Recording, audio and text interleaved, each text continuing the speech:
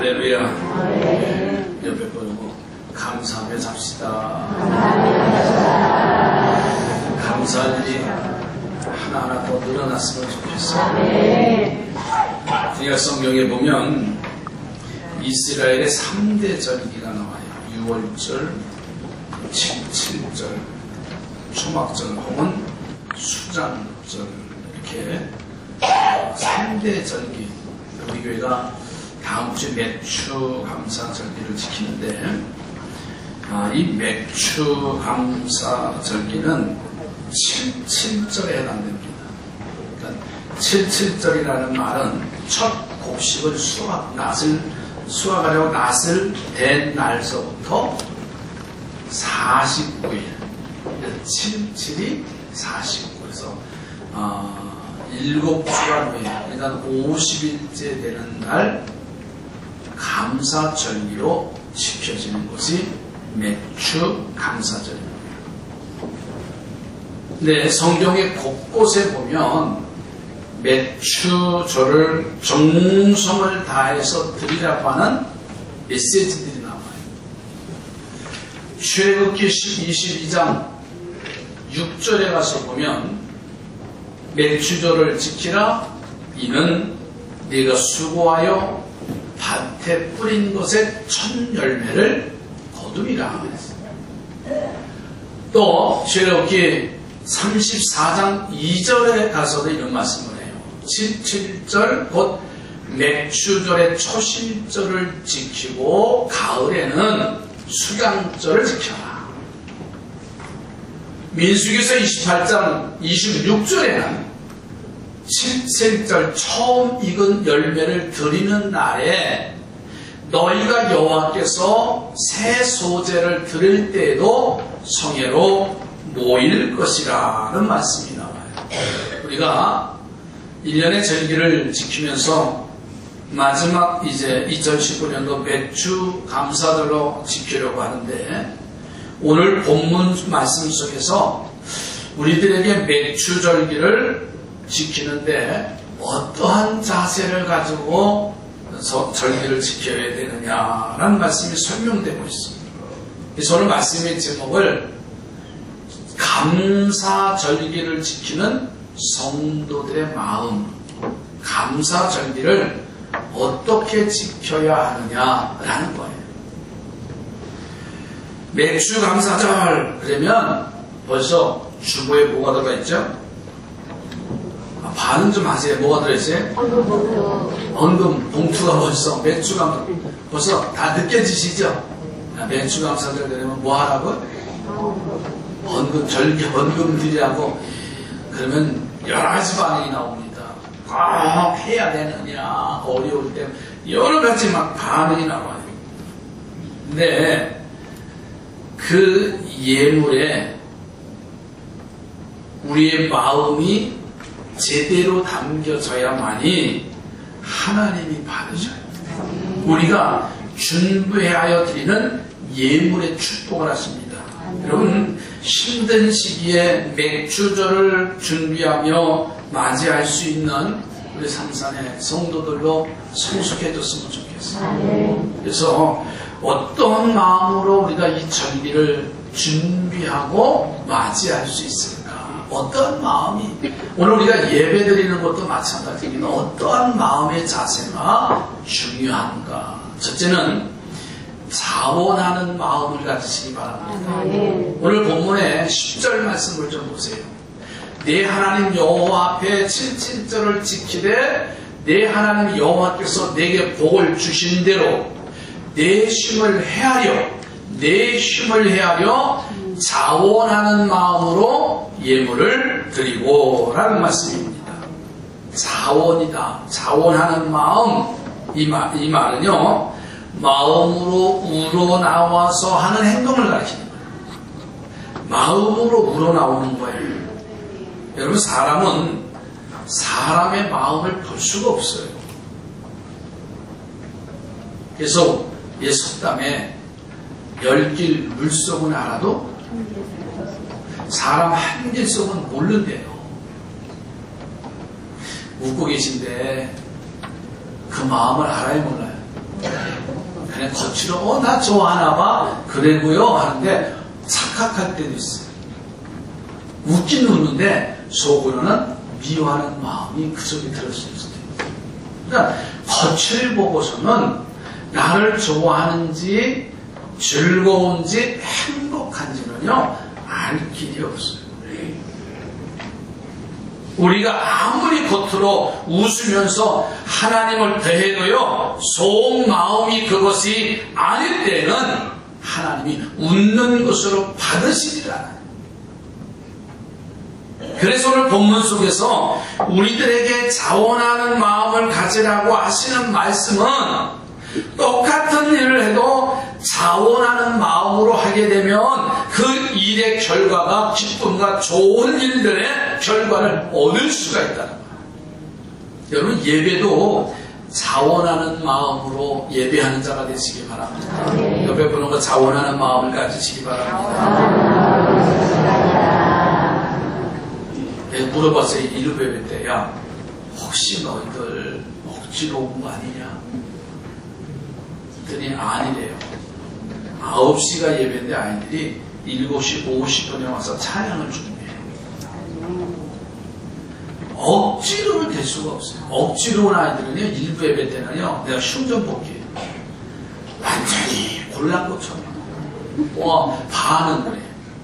청년도 그렇고 찬송을 해도 설교도 반응이 없어. 무슨 얘기를 해도 아예 반응이 없어. 그런데 2부 예배는 아주 반응이 너무 좋아요. 여러분 자원하는 마음 삭개오 얘기를 한번 할까요? 이 삭개오가 예수님의 행한 모든 행동을 보면요 자원하는 마음이었어요. 돌감나무에 뽕나무에 올라가잖아요. 돌무화과 나무죠. 네? 돌무화과 나무에 올라간 것도 야 너 키가 적으니까 올라가서 봐야 알아. 그러지 않았어요. 자기 스스로가 예수님을 만나고 싶어서 그 자기 신분이나 수치스러움을 딱 내려놓고 그 나무에 올라가서 지나가서는 예수님을 보다가 예수님이 그를 부르시잖아요. 삭개오야 내려오너라. 내가 오늘 내 집에 유하여야 되겠다.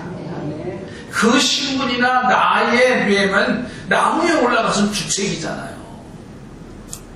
그런데 그가 나무에 올라가는 마음은 자원하는 마음이 있었기 때문에 주님을 만나야 되겠다는 자원하는 마음이 있기 때문에 그 돌무화과 나무에 올라갈 수가 있었어요. 자원하는 마음이 없다면요 어떻게 자신의 재산을 팔아서 절반을 팔아서 이웃에게 나눠준다고 말할 수 있습니까? 자원하는 마음이 없다면 자신이 남의 것을 도색한 것을 이제 4배로 갚겠다고 고백할 수가 있겠습니까? 바로 자원하는 마음이 낳은 그런 결과가 보여지는 겁니다. 여러분 그가 드린 자원의 마음을 귀하게 보시고서 예수님께서 하신 말씀이 뭐예요? 오늘 이 집에 구원이 이르렀도다. 이도 아브라함의 자손이로다. 자원하는 마음을 가지고 주님을 만나고 나서 주님을 내 집에 들어오심을 영접하고 나서 대접하고 나니까는 너도 아브라함의 자손이라고까지 했습니다. 오늘 이 아침 우리의 마음을 자원하는 마음으로 만드시기를 주의 이름으로 축복합니다. 그리고 그 마음으로 내가 찬송하고 감사하고 정성을 다하여 예배에 준비하는 거예요. 비록 풍족하지 못하고 너무도 어려워서 작은 예물이지만은 우리가 이 예물과 예배와 찬송에 자원하는 마음을 드리면은요 우리 하나님은 그 마음을 보시고 만족하십니다. 놀라운 축복으로 응답하실 줄로 믿습니다. 남은 반년 동안 하나님의 은혜 가운데 행복하게 지내게 될 줄로 믿습니다. 그래서 우리가 절기를 지키는 마음의 자세는 자원하는 마음이 있어야 돼. 우리가 하나님 앞에 예배하는 일이나 내 삶의 현장에서요 자원하는 마음이 있으면 그 사람이 행복한 사람이에요. 두 번째로는 기뻐하는 마음을 가지라고 했어요. 무슨 마음이야? 기뻐하는 마음. 11절 한번 보세요. 너와 네 자녀와 노비와 네 성중에 거하는 레위인과 및 너희 중에 있는 객과 고아와 과부와 함께 내 하나님 여호와께서 그 이름을 두시려고 택하신 곳에서 내 하나님 여호와 앞에서 뭐할지어다? 즐거워할지어다. 사실 우리가 사는 인생 즐거우신가요? 아니에요.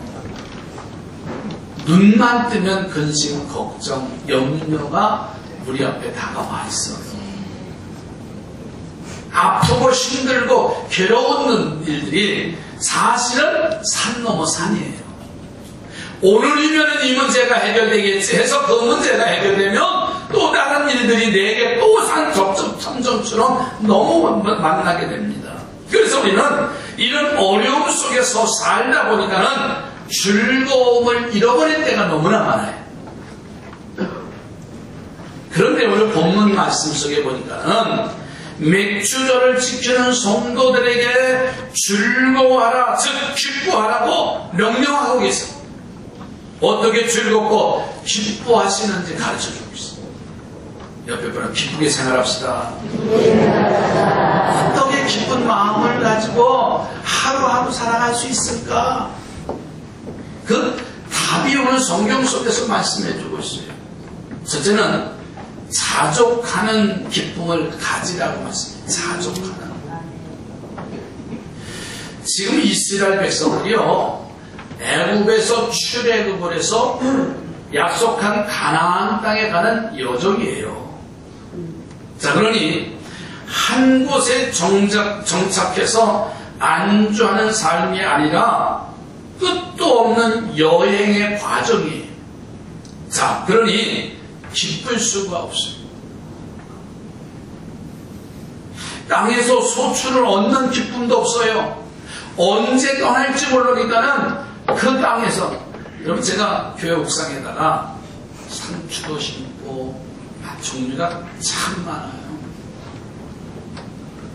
농약 쳤어요.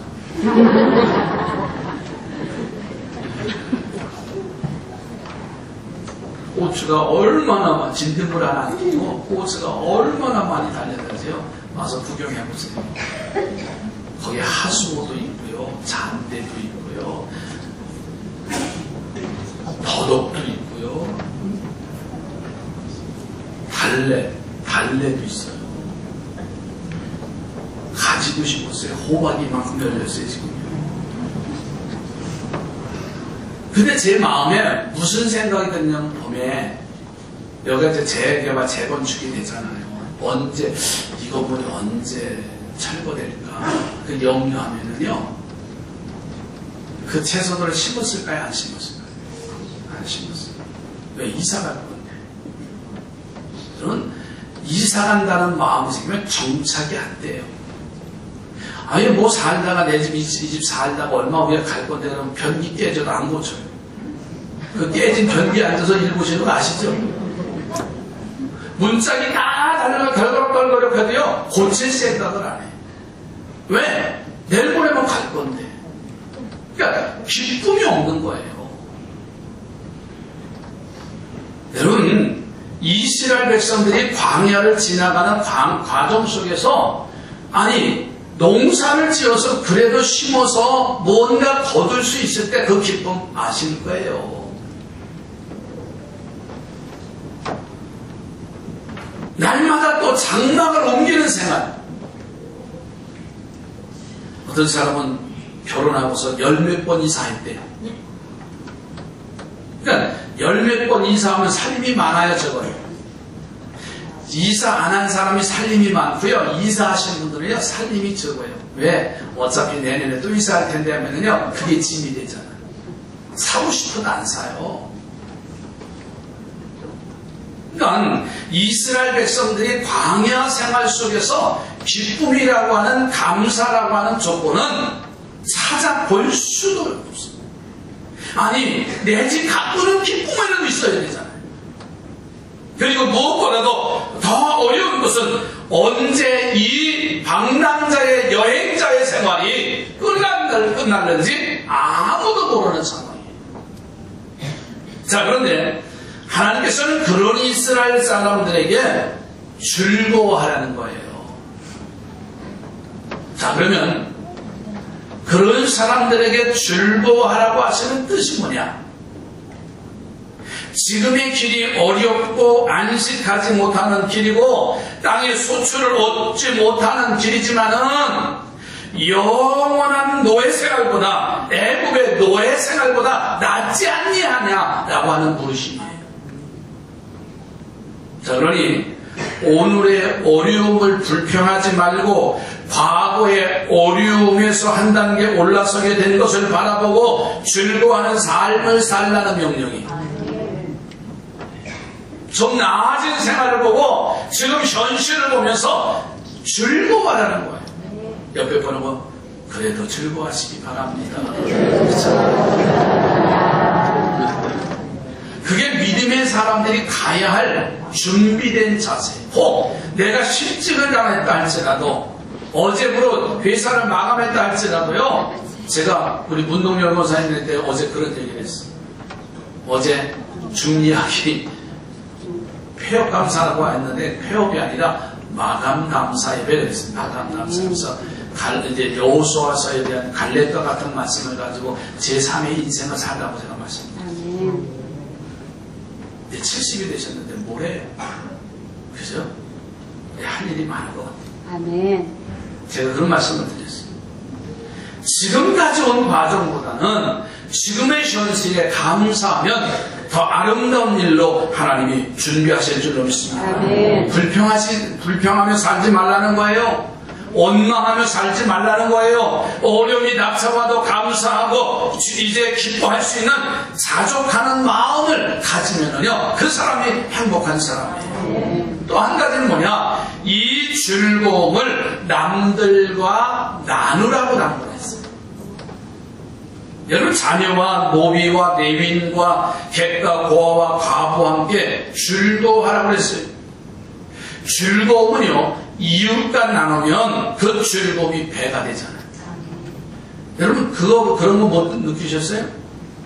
혼자 텔레비 보는 것보다 둘이 보는 게 더 재밌어요. 아멘 하세요. 혼자 텔레비 보세요. 뭘까? 채널만 해보진 채널만. 재미없네. 또 재미없네. 왜 케이블 방송이 그렇게 많아? 이리 왔다, 저리 왔다가 그냥 온 마음을 세우잖아요. 근데 둘이 보면은요, 함부로 채널도 안 바뀌어요. 왜? 상대를 배려하잖아요. 그거 바꿨다 난리 나잖아요. 그러니까 둘이 보는 게 더 행복하고, 셋이 와보세요. 이건 부동의 자세야. 어떤 거 볼래? 이게 가족 합의가 돼야 보이죠. 그렇지 않으면 어떻게? 다 각자 방으로 들어가는 거예요. 여러분, 아무리 재밌어도 제가 제일 싫어하는 요즘 유행어 중에 혼밥이라는 거 싫어해요. 혼자 식당에 와서 밥 먹는 사람 보면 그렇게 처량해요. 못 느끼세요? 그게 습관이라면 행복한 것 같지만 행복한 게 아니라는 사실이에요. 여러분, 일본이 혼자 사는 어르신들이 상당히 많아졌어요.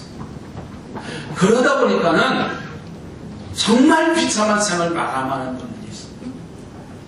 혼자는 외롭습니다. 함께해야 그 슬픔도 반으로 준다고 했어요. 기쁨도 혼자 기쁨이 아니라 둘이 함께하면 배로 증가된다고 했어요. 그래서 하나님은 내 추조를 지킬 때 혼자 지키지 말라는 거예요. 이웃과 함께 이 즐거움을, 절기를 지키면서 하나님께서 그 즐거움을 배가해 주셔서 더 큰 축복으로 이루시려고 즐거움을 함께 나누라고 당부하는 거예요. 다음 주에 절기를 통해서 온 가족의 즐거움을 나눌 수 있기를 주의로 축복합니다. 그리고 세 번째는 성전에서 즐거워하라고 말씀하셨어요.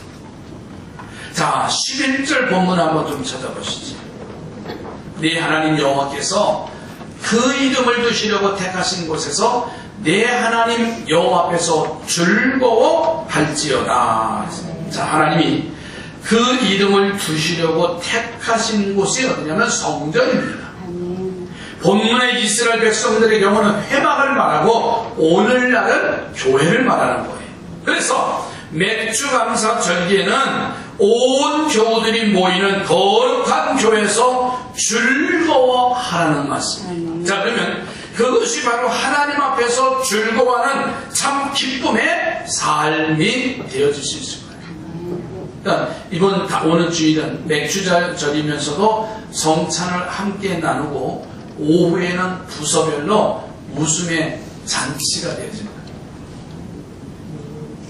그래서 이 절기는 어려움 속에서 지나가는 절기지만은 그러나 하나님이 자원하라고 하시니까, 하나님이 함께 즐거워하라고 하시니까 우리 모두가 하나님의 명령에 순종해서 즐거워하고 자원하며 이 절기를 지나갈 때에 우리 하나님은 남은 반년도 행복하게 하실 거예요. 아멘. 그런 성도들의 삶이 되어가기를 주님의 이름으로 축복합니다. 아멘. 세 번째로는 참 자유를 기억하고 감사하는 마음을 가져야 됩니다.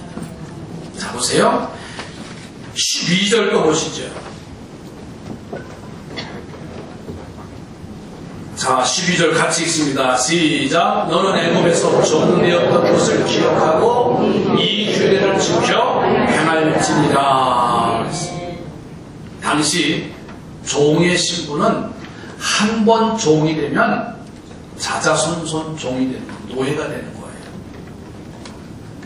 부모가 종이 되면요, 종이면 자식도 신분이 바뀌어지지를 않아요.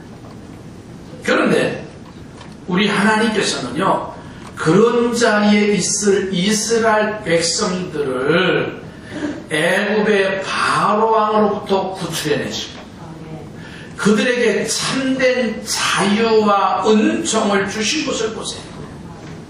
10가지 재앙을 통해서 마지막 장자의 재앙 죽음을 통해서 그들에게 이제 기쁨의 구원의 역사가 나타났잖아요.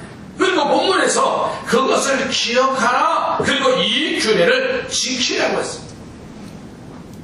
여러분, 무엇을 우리가 기억해야 됩니까? 하나님의 은혜를 기억하시고 하나님의 삶을 감사하라는 메시지가 여기 담겨져 있습니다. 우리는 절기가 되면 제일 먼저 떠오르는 게 있습니다. 물질이에요. 맥주감사절, 부활절, 추수감사절, 성탄절 그러면 물질 먼저, 봉투 먼저 생각나는, 아닙니다. 오늘 말씀처럼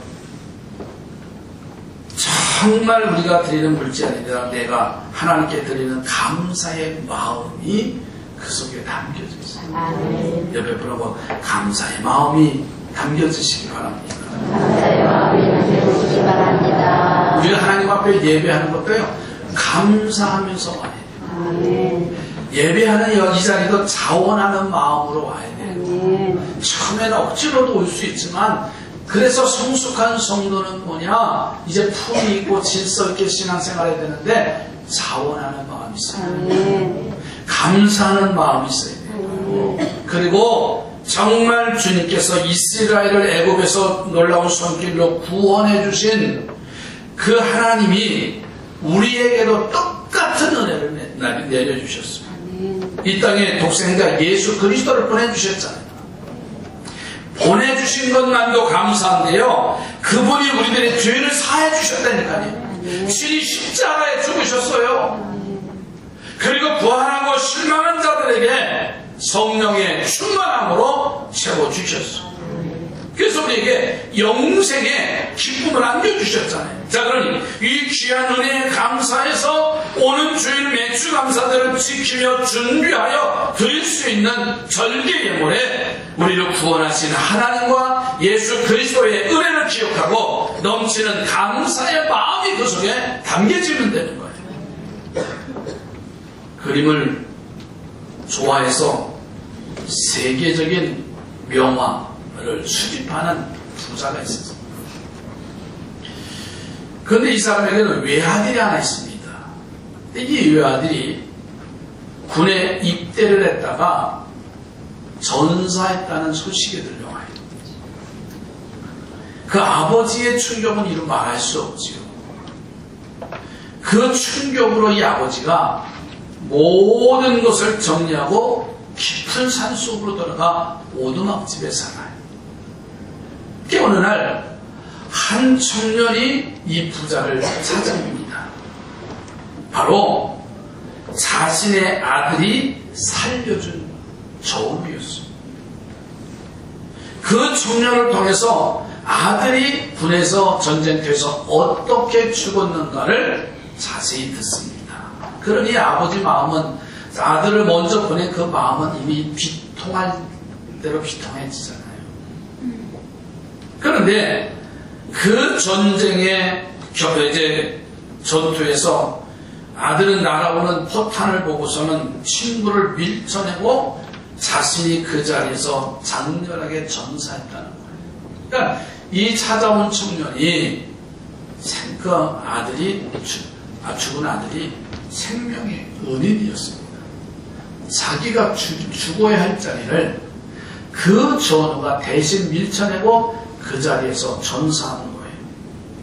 자, 이 이야기를 들은 아버지는 다시 한번 슬픔을 가눌 길이 없지만은 남을 위해서 장렬하게 죽은 아들이 너무나 자랑스러운 거예요. 이 청년은 다 자신을 대신해서 죽은 이 부자의 그 전우의 아들의 초상화를 그려가지고 자기 생명의 은인이니까는 그 죽은 동료의 사진을 그린 거예요. 그래서 그 초상화를 가지고 이 아버지에게 가지고 온 겁니다. 사진을 보니 그 아버지의 마음은 어떻겠어요? 그래서 이 아버지는 그 초상화를 보고서 자랑스러운 아들을 품에 품은 듯 항상 품고 다녔어요. 세월이 흘러갑니다. 이 아버지가 세상을 떠납니다. 그리고 그의 유언에 의하여 그가 지금까지 세계적으로 유명했던 그 유명 그림들이 경매에 붙여지기 시작했습니다. 그리고 그 아버지는 아들의 초상화를 그린 젊은이에게 그림이 경매된다는 소식을 전하고서는 그 자리에 참석해달라는 유언을 합니다. 자, 그런데 제일 먼저 경매에 붙여진 그 그림이 아들의 친구가 자신을 위해서 죽은 친구를 기리면서 그린 바로 그 부자 아들의 그림을 경매하기 시작했습니다. 유명한 사람들의 그림은 그 많은 사람들이 그 그림을 소유하려고 경매에 입찰을 하겠지만은 죽은 아들의 친구가 그 자기를 대신해서 죽은 이제 친구의 전후에 초상화를 그려가지고 그의 아버지에게 드려졌던 그 그림을 생각을 해보세요. 전문가가 터치한 것도 아니고 그저 고마워서 이 전후의 친구의 그림을 그려서 아버지에게 감사의 마음을 드려진 그냥 일개의 그냥 그림에 불과했던 거예요. 그런데 제일 먼저 경매장에서 그 그림을 내놓고 매니저가 이제 열띤 설명을 합니다. 그런데도 아무도 이 그림에 입찰하는 사람이 없는 거예요. 그런데 이 젊은이가 눈물을 흘리면서 손을 듭니다. 내가 이 그림을 35불에 사겠습니다. 그리고 아무도 응찰하지 않음으로 말미암아 이 그림을 그린 이 젊은이가 다시 소유하게 되어졌습니다. 그런데 그날 이 명화 경매는 그, 아들의 초상화가 낙찰되는 순간 끝나버리고 말았습니다. 그 젊은이는 자기가 그린 친구의 조상화를 아무도 사지 않았을 때 가난해서 어떤 그림도 살 수 없지만은 자신의 가지고 있는 전 재산을 투자해서 그림을 샀고 그것이 엄청난 행복을 가져옵니다. 성경에 요한복음 15장 12절 말씀에 이런 말씀을 하고 계세요. 아들이 있는 자에게는 생명이 있고 하나님의 아들이 없는 자에게는 생명이 없느니라. 우리가 나를 죄에서 자유케 해주시려고 십자가에 달리신 예수를 기억하여 가슴에 품고 감사하는 삶을 살면 이 부호가 아들의 조상을 사는 사람에게 모든 명화를 주듯이 하나님도 자유케 하시는 예수님을 기억하는 자에게 그보다 더 큰 축복과 하늘의 영생을 허락하시는 줄로 믿습니다. 아멘. 사랑하는 성도들이여, 자원하는 마음을 갖기를 주의 이름으로 부탁합니다. 아멘. 하나님이 즐거워하시라고 하니까는 하나님 중심의 즐거운 기쁜 마음을 가지시기 바랍니다. 아멘. 그리고 자유케 하시는 하나님과 예수 그리스도의 은혜를 기억하고서 감사하는 참된 마음으로 절기를 지키며 그리고 우리의 신앙생활이 계속되어져 갈 때마다 그는 행복할 겁니다. 아멘. 옆에 보고 행복하실 겁니다. 예수 믿는 게 행복합니다. 아멘. 그 주님의 약속의 말씀을 붙잡고 나아가는 것이 행복한 것입니다. 아멘. 기도합니다. 하나님, 자원하는 마음을 가득 가지게 하시고 아멘. 하나님이 즐거워하시라.